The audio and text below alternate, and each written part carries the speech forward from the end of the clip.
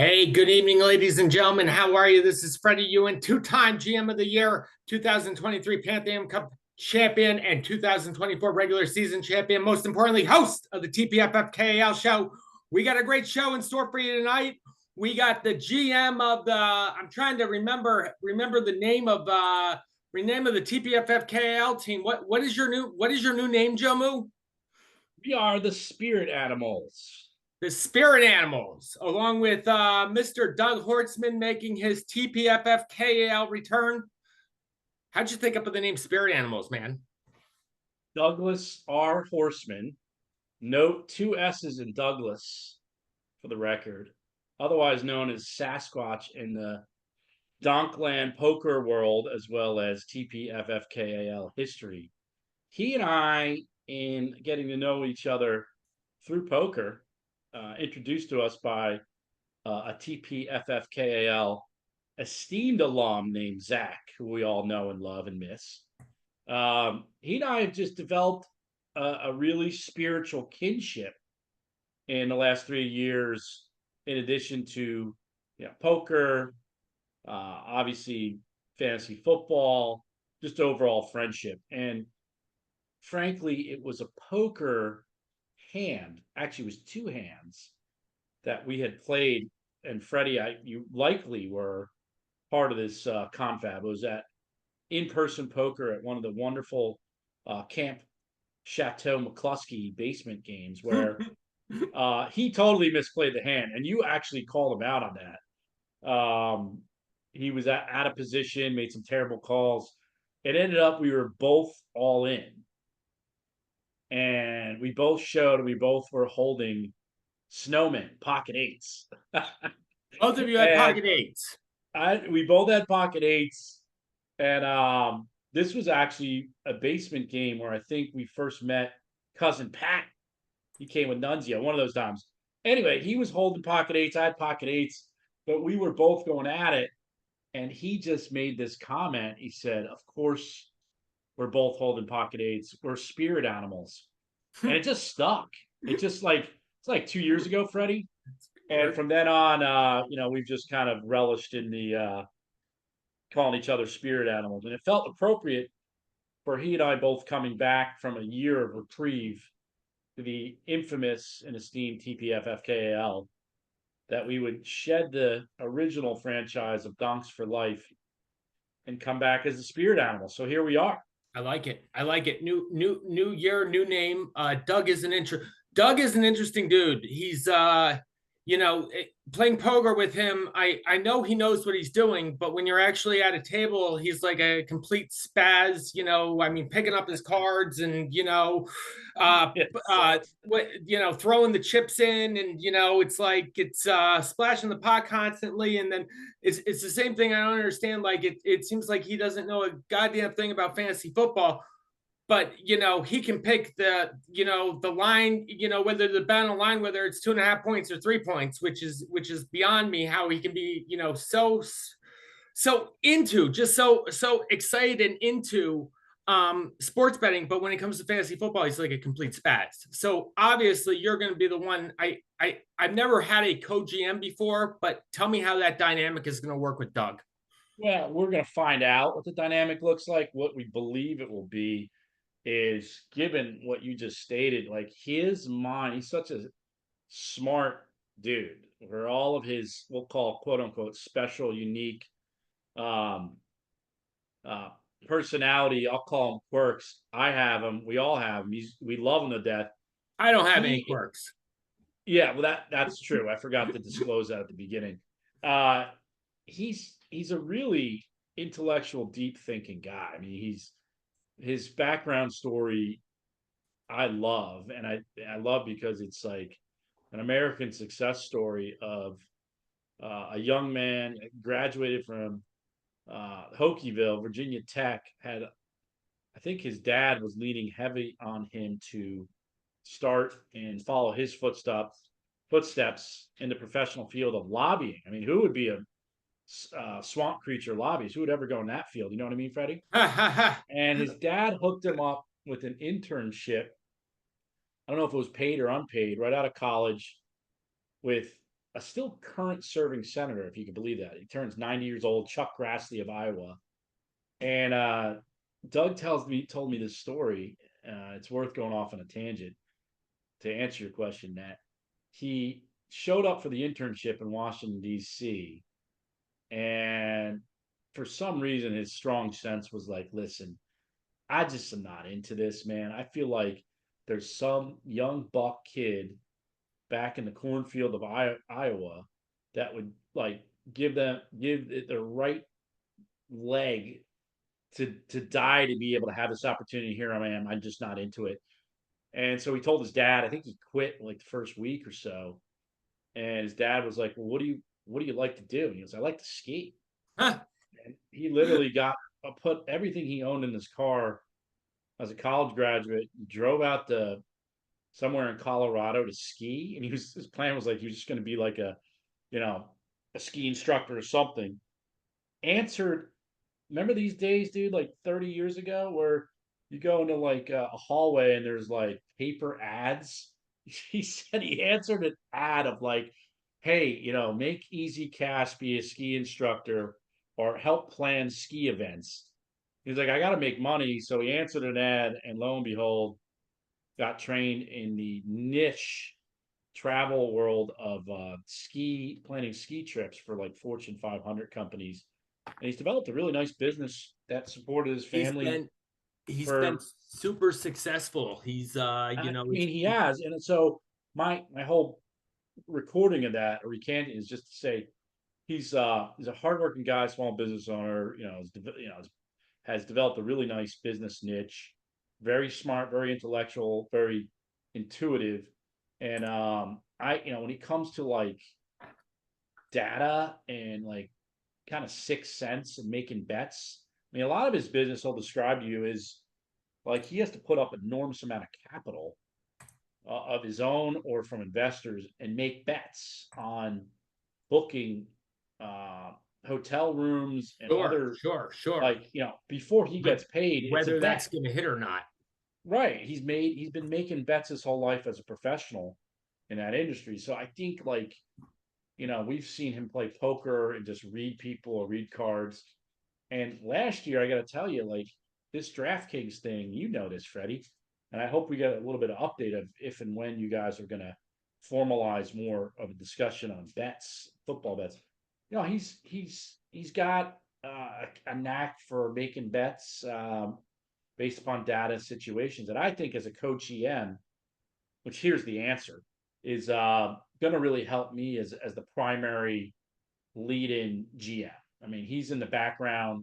Obviously, he's not here tonight, which is a little bit disappointing. We'd love to have him on with you, but maybe that will materialize later. But he's going to be able to be a sounding board on how I plan out my weekly lineups, especially for draft day and whatnot. And I'm excited for him to be in that role. So Doug has a he's had a little bit of fantasy football is he did make the Pantheon Cup one year when he piled up all the things, and he does know what he's doing as far as definitely with numbers and data and whatnot. And I think it might be up to you almost to translate that into sports betting and turning that data into fantasy football. Let's talk about your keepers really quickly. I brought up your grade. You guys got a B plus, which is good. It looks like I really like PACHECO a lot this year. You're a Rutgers guy. I think he's on a team that scores a lot of points. Obviously, 2-time Super Bowl champs. There's Kels is a year older. There's still not really, there's a couple potential really good wide receivers on that team, but there's not like a standout Tyreek Hill. Andy Reid never likes to run the ball. He always likes to pass the ball, but I think PACHECO is kind of a guy that's going to be able to catch a lot of balls out of the backfield, and he's going to be some kind of guy that's, I think he'll have a lot of opportunities to score touchdowns too. Look, you started out, you and I are Garden State Jerseyites through and through, and the antenna of your home state product, especially, Rutgers, let's be real, it's they're not exactly a powerhouse in the Division One circuit historically. I mean, they've had better years with Shiano and putting them on They've the map. gotten better. They Yeah. have. I will say that. But, I don't know many from Rutgers that have a storied career in the NFL. Maybe I'm missing, but There's to not a see lot. this kid, I don't even think wasn't he a do you Seventh know round draft pick. what round? Seventh round. Yeah, so I knew it was late. I was going to say fourth round, but even better story. Seventh rounder and just strong and gutsy, dude. And like, I mean, I just love him. And obviously, he's got what, 2 rings, 2 Super Bowl rings, and young. I mean, what is he, 24, Very, 25? very young, and he got a I good mean, price for him. we know running backs, they age pretty quickly, but I mean, I think he's with you for the price I got him. I can't even tell you. I know it was a steal though. It's a That great was price. that was a no-brainer, right? Absolutely. And then, the other guy that you got that I like too is, this is a guy where he's been picked really high in drafts. It's everyone's high on the Atlanta Falcons this year because, obviously Kirk Cousins has moved over to Minnesota to the Falcons. They have a young football team. They got, Bijan Robinson in the backfield. Drake London is hopefully going to be the primary recipient of Kirk Cousins' balls. I think that it's really he's another young guy, Joe. He's another young guy that I think is it's gonna be interesting. He only had a couple touchdowns last year, but they had a horrible offense too last year. So it's gonna be Right? really relying on Cousins to change that around. The one thing I see that you did not get, you also got Cooper. Cooper is a older player, but certainly had some good years with the Browns. Kamara, another guy who had a little bit of an off year, but Kamara has had tremendous years. I think he's got a little bit more gas in the tank. You don't have a quarterback yet, so tell me about that. I went back and forth with Baker Mayfield because I could have kept him for $1. And it was right up until the keeper deadline. I think I decided the night before, Freddie, that I was going to shelve Mayfield and slate Cooper. And it kind of came down into, look, I just think, in our league, having, 2 A+ or 2 starting running backs and then two wideouts are harder to get for value than the potential for a moderate quarterback.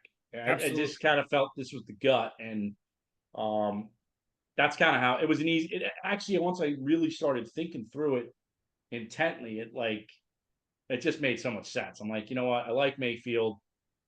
So I'm going to be with my remaining cap, obviously, to your leading question there. A good question is, QB1 is going to be where I'm going to look to invest with who's left. That's not already cap.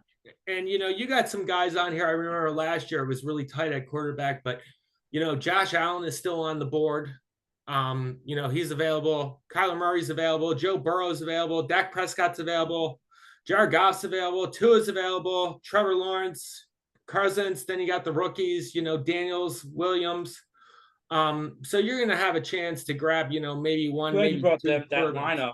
Other than the rookies, that's kind of where I think all of them are better slotted than Mayfield. Absolutely, I agree with that. So I thought that's where it kind of landed.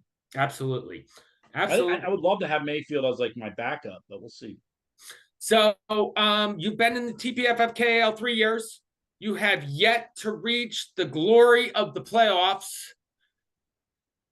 Is the name change, the Spirit Animals, aligning yourself with a GM who's been in the Pantheon Cup before? Do you think that is going to up your chances? It's gotta.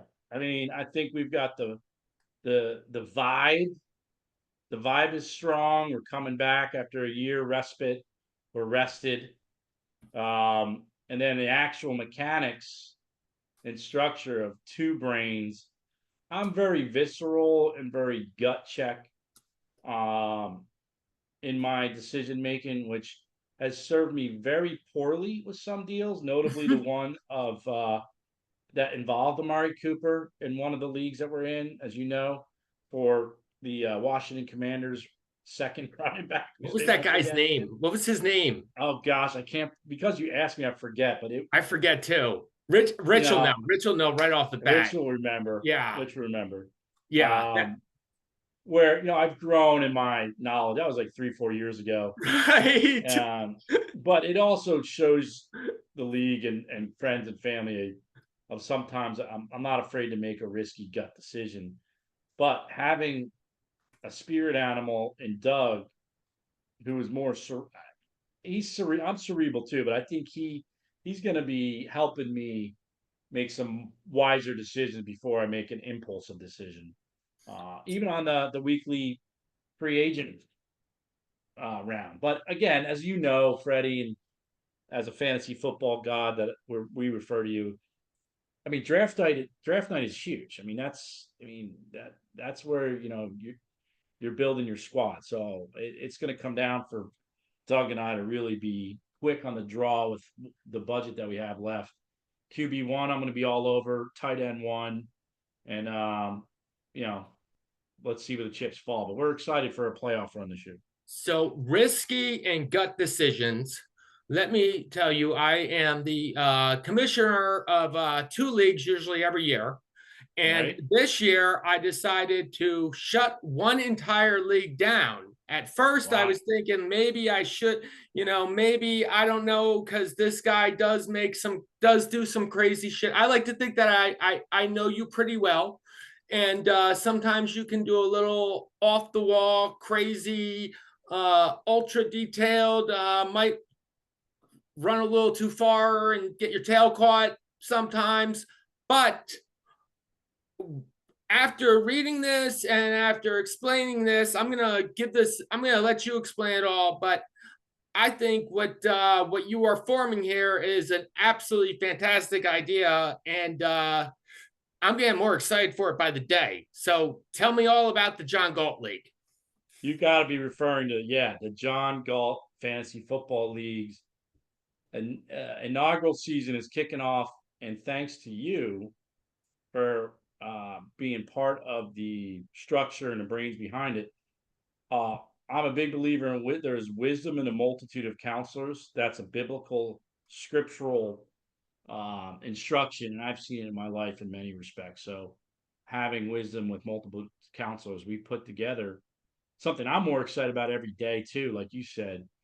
And the brief history is um, coming alongside the Tpffkal, uh, starting a new league to experiment with GMs that would find the incentive structure to be no limit. So we all know everyone on the Tpffkal is a no limit hold'em player. They've been part of the donk world life some many years from the beginning. Some coming on new like Teji and cousin Pat.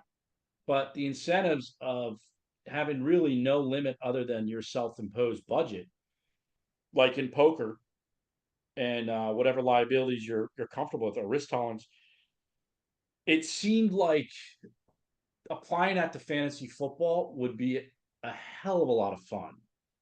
And this was born by my spirit animal, Douglas R. Horseman, Sasquatch, when we were in Las Vegas, right about a little bit early, July of 2022, when he was playing in the World Series of Poker event. And I don't know who brought it up, but over steak dinner, he thought, how cool would it be to be competing in a fantasy football league where there's no budget? And immediately to degenerate, awesome, risk averse poker players, it was a done deal, Freddie. We're like, oh my Absolutely. gosh.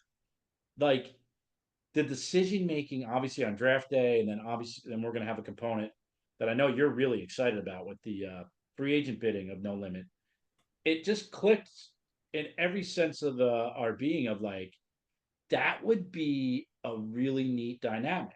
How would GMs who have to, like in poker, assess pot odds and in real time during the draft and then throughout the fantasy football waiver wire, how would they react to that?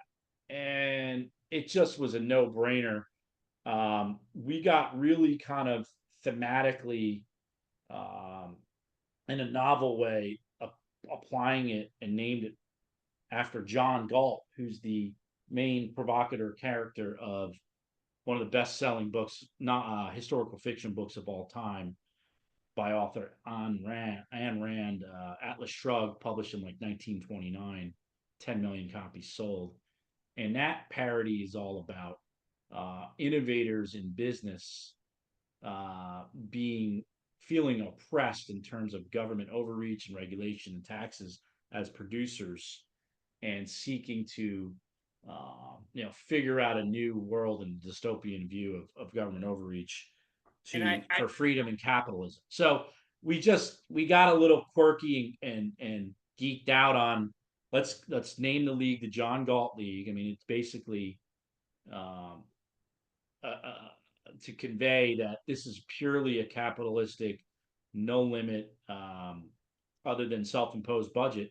And let's see it. Let's see if there's GMs that will mimic or want to follow with like the George Steinbrenner Yankee days of his goal, and it's still true today, of fielding the best quality product with really budget being a low priority versus Lord rest his soul, Billy Bean Moneyball, being very strategic and low budget, and then everything in between. So we're excited. You were a big part of this. Doug's a big part of this. We have a bunch of TPFFKAL GMs who are coming in, namely Jimmy, Devinder, obviously you, me, Doug. I think that's it, but we've got maybe 1 or 2 slots left to fill, and it would be awesome to get more TPFFKL GMs to consider. So I'll stop there. What is your reaction to that? It's I think the thing that's pretty cool is you were bringing up baseball, and I think that with it's going to be draft day is going to be crazy. I think. I mean, it's going to be really interesting to see how it goes. Bringing up baseball, though, you can't just you exercised a luxury tax on this, basically, which basically so we can't have someone like Devinder who this is a. And sorry if you're watching this, Devinder, but Devinder can will bluff all in a $3 pot for $1,000 with 4 high. And but basically the luxury tax really gives other teams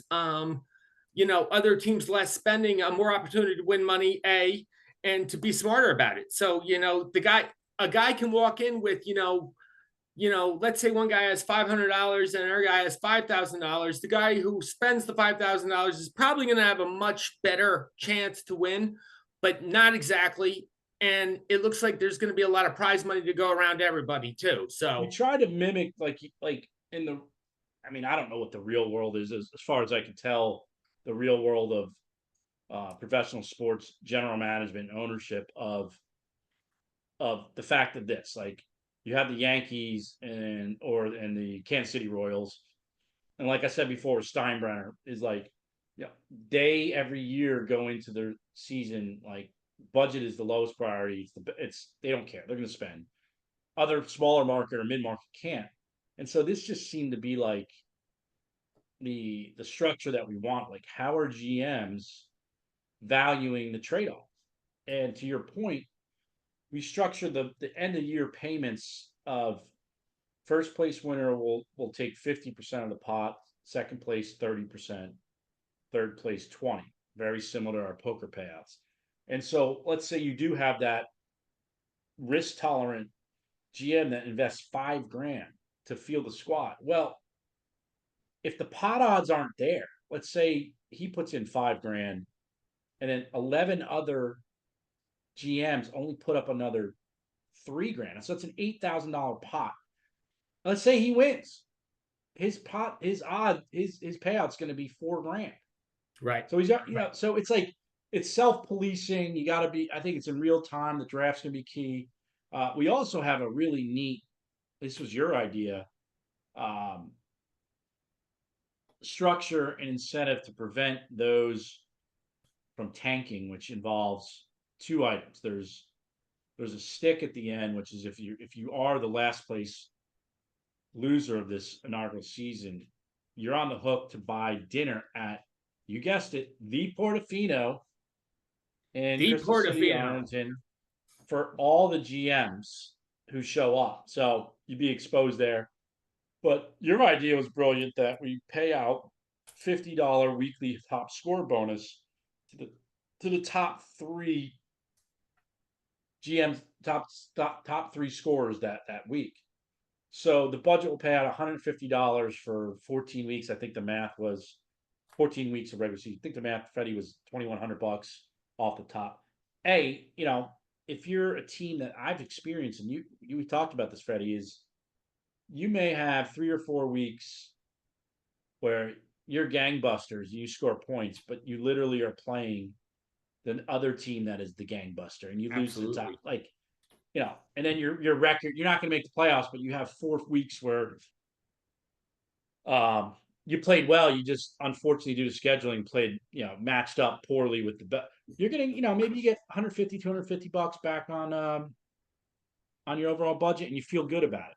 And what's your comments on that, right? The other thing is too, and I think it's a good idea, is 8 teams are going to make the playoffs. There's 8 teams are going to make the playoffs. There's right. going to be, there's only going to be 4 teams that do not make the playoffs. And once you get into the playoffs, I mean, it's open season. I mean, it doesn't really matter if you're a 1 or 8 seed in fantasy football. Right? So that's I think that's going to give a lot of people integrity to keep going through the rest of the season. And the other thing which is interesting about this, I mean, you see so many things pop up on, DraftKings, where they have these best ball drafts, and you have Superflex leagues, and you have Dynasty leagues, and you have all these you have all these different fantasy football and all kinds of different betting things just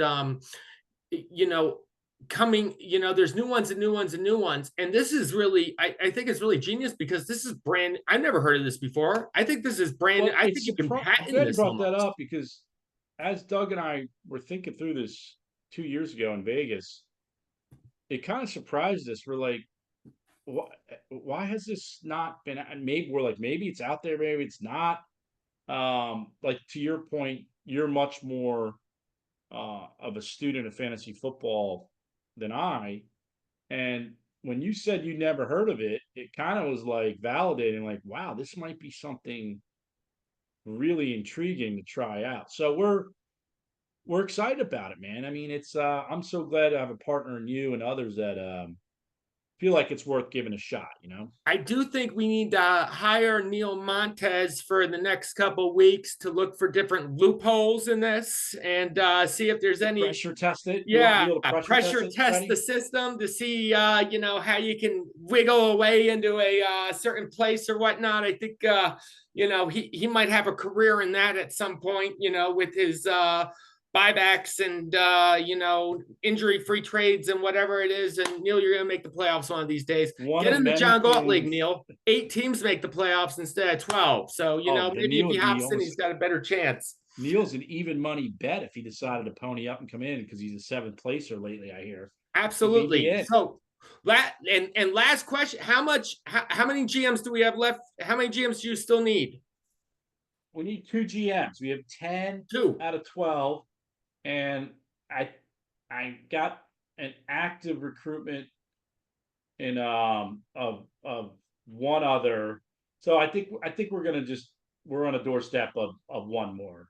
How about I see that you're home right now. How about you go down the street and knock on the guy with the 12, 14-year-old dogs with the $100,000 under each mattress in his mansion. Maybe he'll want to tell you what, that famous Tpffkal alumnus, GM of the year. I have tried every trick in the book to coax him, fear, anxiety. I've used carrots and sticks. The one thing I use Trey Wingo. I think I need to get cameo of Pete Carroll that you suggested on another esteemed YouTube Freddie Ewan show. I haven't tried that yet, but Mr. J. Brian, Klusky, Mother Klusker, whatever we call him. He's got so many names.